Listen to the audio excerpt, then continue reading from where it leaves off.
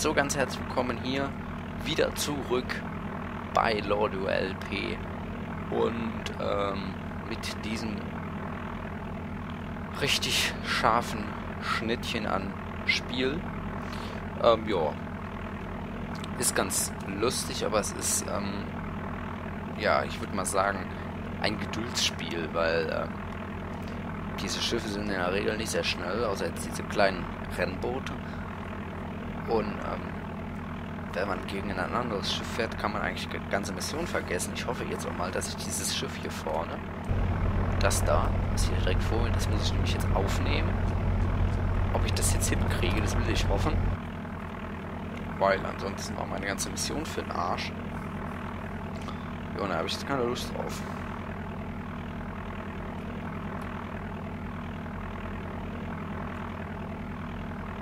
Von daher hoffe ich jetzt, dass ich dieses Schiff aufnehmen kann.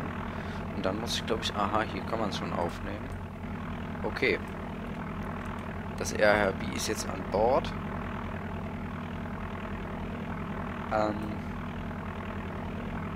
Okay, ab zum Hafen. Wir können zum Hafen zurückkehren. Die Hafenbehörden werden sich über dieses Bildmaterial freuen. Okay, wo genau müssen wir hin? Boah, bis ganz wieder rein. Das ist ja eine Aktion. Na dann.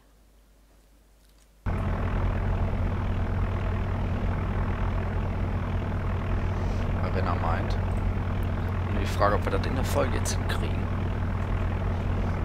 Bin ich mal gespannt. Ja, das meinte ich halt, man ist halt immer ziemlich viel unterwegs.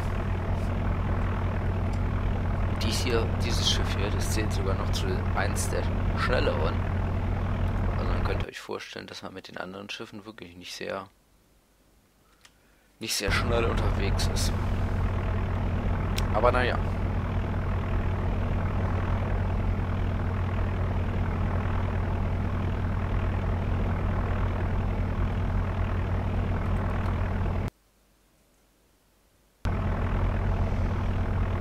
Jetzt müssen wir dann wieder zurück zum Hafen und dann müssen wir bestimmt auch noch anlegen und alles. Das ist jetzt hier Rotterdam. Ist das? Hafen von Rotterdam. Ja. Da müssen wir jetzt mal schauen, dass wir das hinkriegen hier.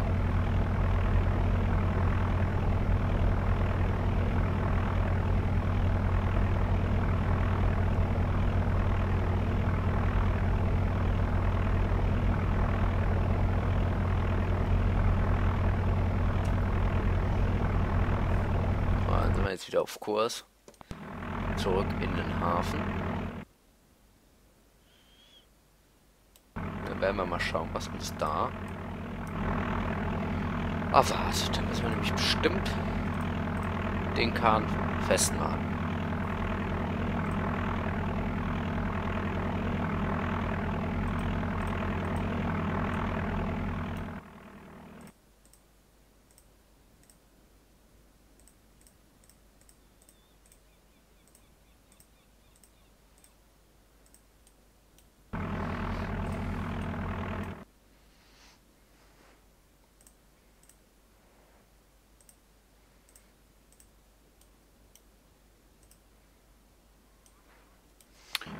Kann man die Navigationslichter für andere Schiffe. Okay.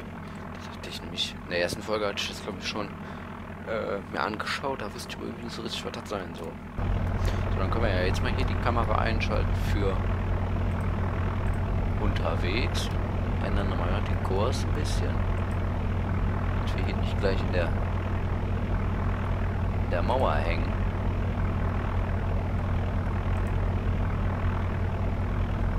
Nämlich mal hier ein bisschen rumlaufen.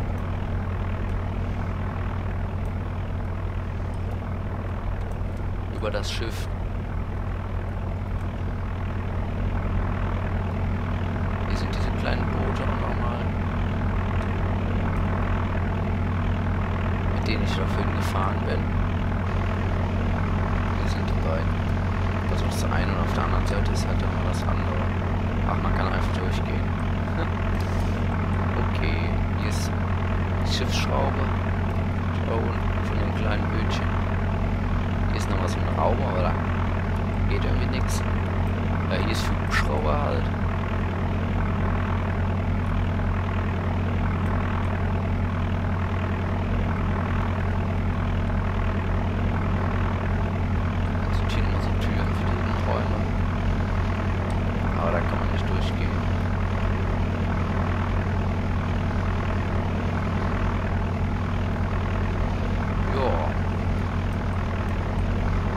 Das nochmal.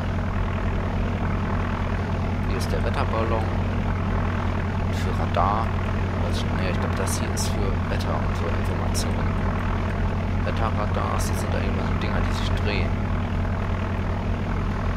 Die normalen Radars. Ich weiß gar nicht, ob der hier so eins hat. Aber in der Regel haben die das. Hier ist die Brücke nochmal von außen. Und jetzt gehen wir wieder rein. Kann man irgendwie noch in einen anderen Raum gehen? Ja.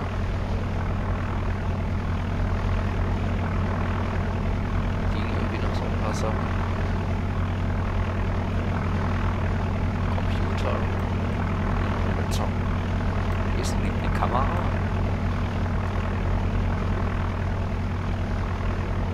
So geht das hier. Das sind die Instrumente.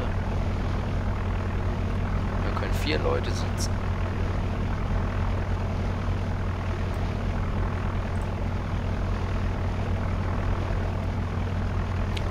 Aber muss man denn jetzt noch hin im Hafen? Da oben Hock von Holland, da sieht man diesen Stern.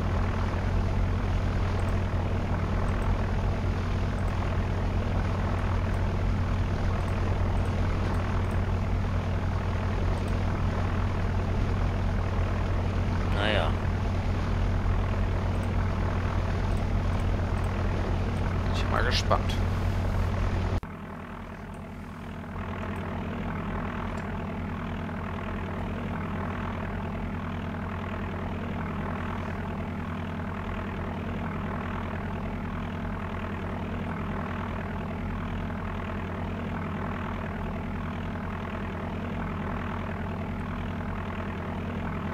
Unten rechts in der Ecke sieht man, oder links unten in der Ecke sieht man auch nochmal so ein paar Informationen irgendwie.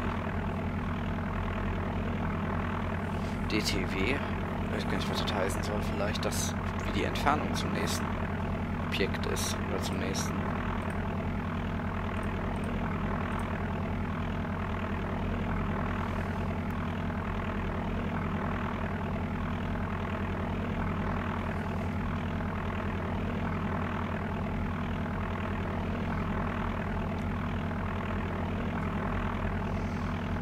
Dann halt Kurs und alles steht da drauf.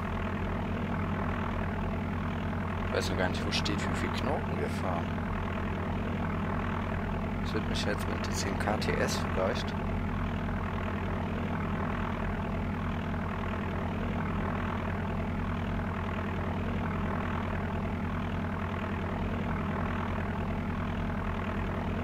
...300 Umdrehungen in der Minute bei 100%. Geht das hier.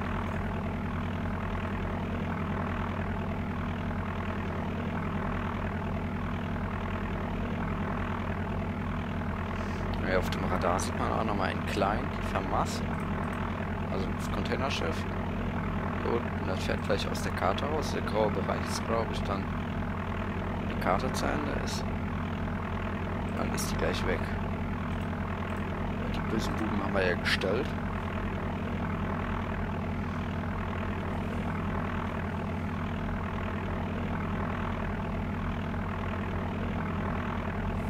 Da ist ein Riesenmast dann drauf. Oder 2 Riesenmäste. Mäste? Mast? Mäste? Ich weiß es nicht. Mehrzahl von Mast sind Mäste. Oder? Hier sind halt so 2 Maststäbe, wo man jetzt wahrscheinlich dann auch nur mit Segel fahren kann. Aber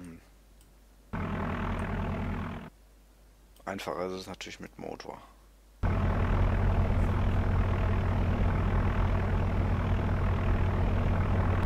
Ja, wie gesagt, man braucht hier ziemlich Geduld, das merkt man schon. Wir sind ziemlich lange unterwegs von A nach B.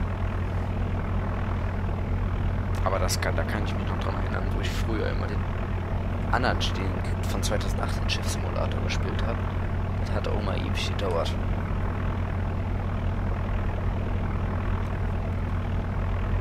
Aber naja, ich mache jetzt erstmal das Let's Play 10 Folgen lang und dann werden wir schauen.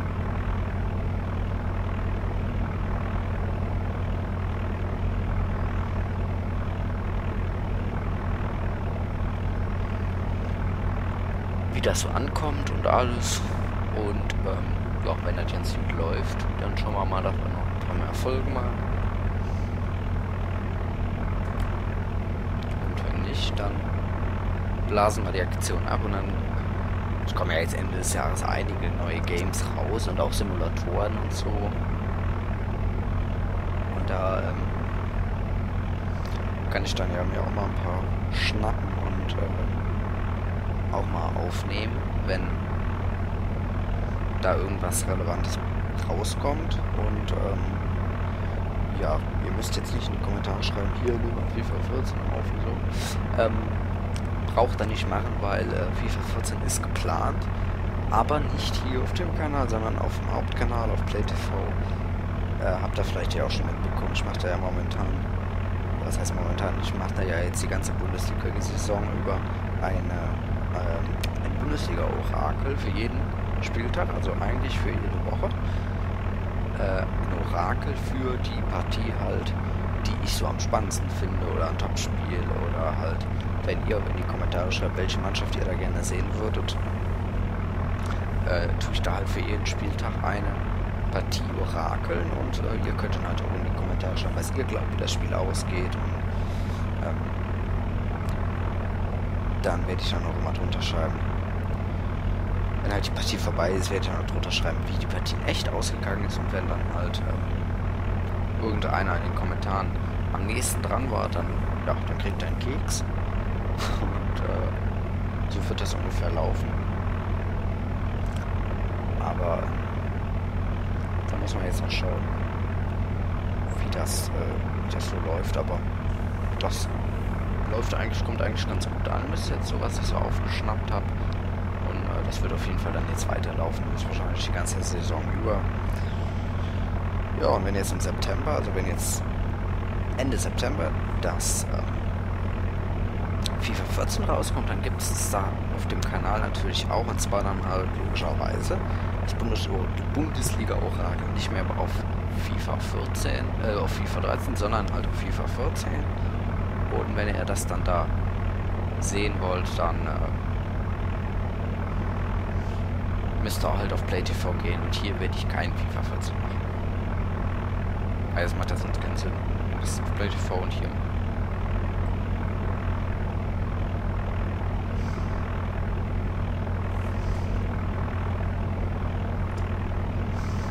Ja, wir sind jetzt bald schon am Ende der Folge und sind immer noch nicht da.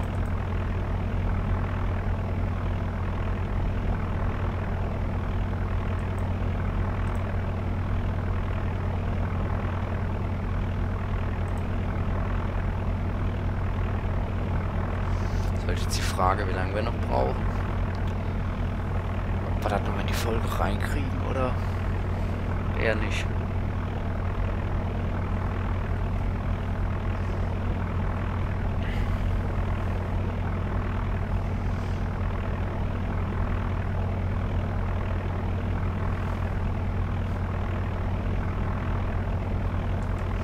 Ja, ja.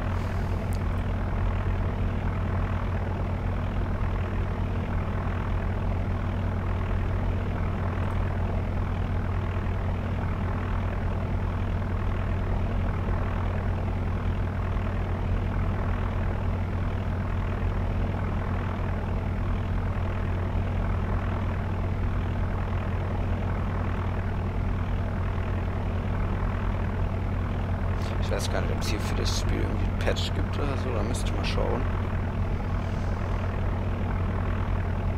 da vielleicht dann ein paar Bugs behoben sind.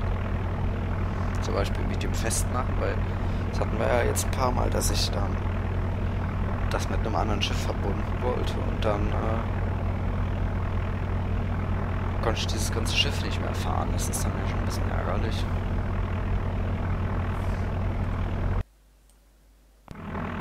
Ja, hier drüben sieht man halt nochmal so ein paar Eindrücke von dem Vorgelände hier vom Hafen in Rotterdam.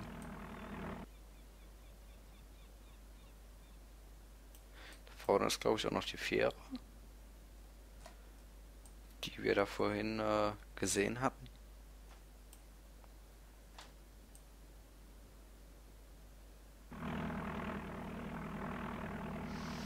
Ja. Aber wir werden das wahrscheinlich jetzt auch noch mit in die Folge nehmen, weil das macht jetzt keinen Sinn. Wir sind jetzt gleich in dem Hafen und dann wäre das irgendwie ein bisschen blöd. Wenn wir das jetzt noch in eine zweite Folge mit rein tun. Von daher machen wir das jetzt noch zu Ende. Jetzt wird die Folge zwar wieder ein bisschen länger. Die letzte Folge war auch ein bisschen zu lang. Aber naja. Ihr findet das, glaube ich, nicht so schlimm. Und ich finde es auch nicht so dramatisch, also von daher.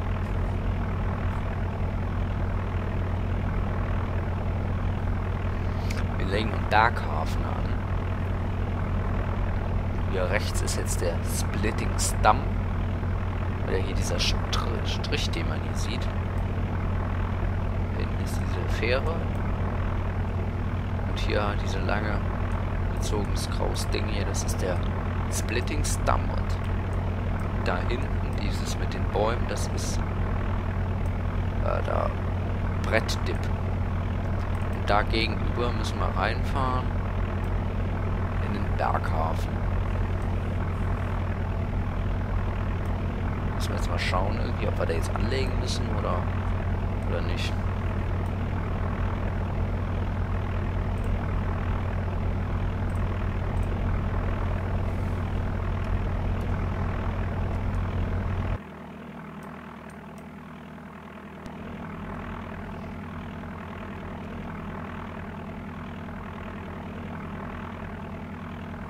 Das wir jetzt gleich irgendwo gegenknallen und dann schmiert mir das hier wieder alles ab. Also das wäre wirklich ärgerlich. Das wäre extremst ärgerlich.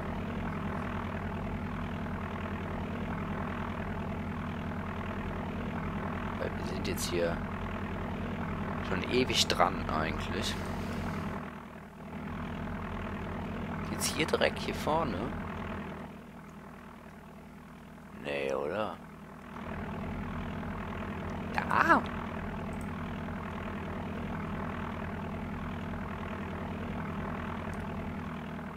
Hier rein? Wäre ein bisschen eng, oder? Oh Gott. Da sollen wir jetzt rein? Wie soll denn das gehen?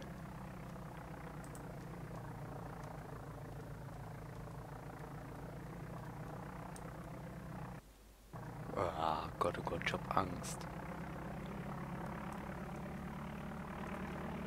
Scheiße. Scheiße.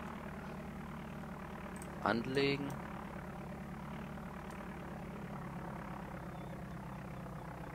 Aber da müssen wir hin, oder? Ja. Sieht man ja hier oben auf der Karte. Das ist schon richtig. Das ist ja wie so ein kleiner Yachthafen. Das ist ja hier schon ein größeres Schiff.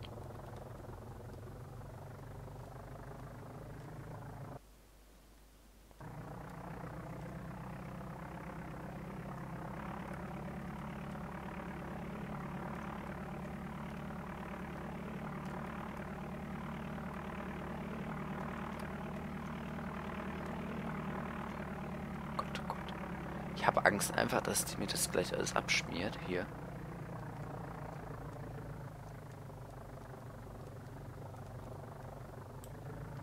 Exzellente Arbeit, Captain.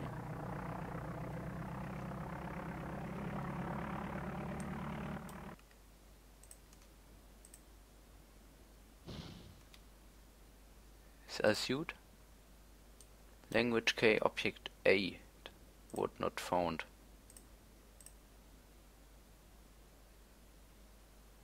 Ah, super. Der Verbindungsversuch ist fehlgeschlagen, alles ist egal. Ihr mutiges Handeln hat dafür gesorgt, dass dieses Unternehmen kein Giftmüll mehr im Meer versenkt. Mit dem gewonnenen Beweismaterial werden sie dies auch in Zukunft unterlassen müssen. Ränge aktualisiert. Special plus 0,2, Motorboot plus 0,3, Fracht plus 0, Tourist plus 0, Schlepper plus 0 und Greenpeace plus 0,2. Belohnungen ansehen.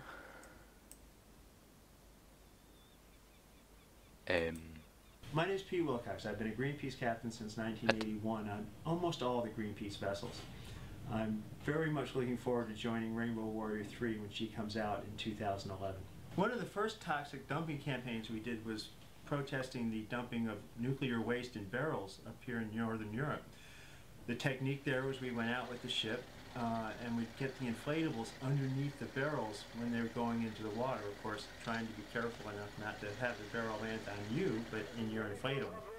One of the boats did get hit one day, and it alarmed everybody, but it showed our determination to stop this from happening. That campaign evolved into the London Dumping Convention, which is a very important treaty that we were part of passing that says you can't use the ocean as a garbage can.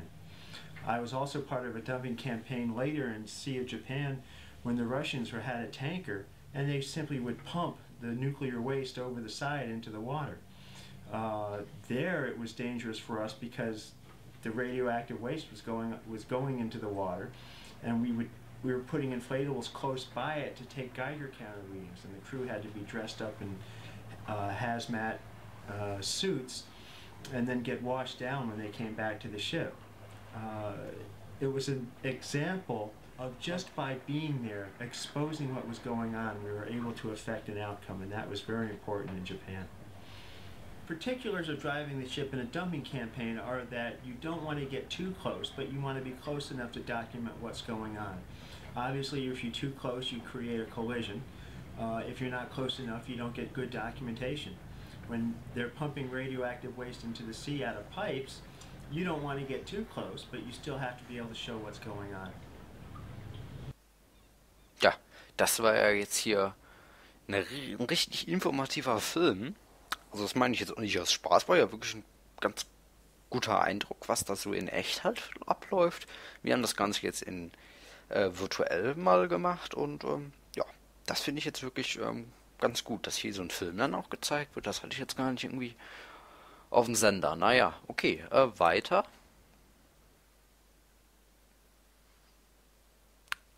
Klopf auf Holz. Ja, aber das war es jetzt erstmal mit dieser Folge und es wird jetzt hier geladen, weil das machen wir dann beim nächsten Mal weiter. Und ich wünsche euch jetzt erstmal was und sage jetzt erstmal bis zum nächsten Mal. Wir sehen uns. Tschüss.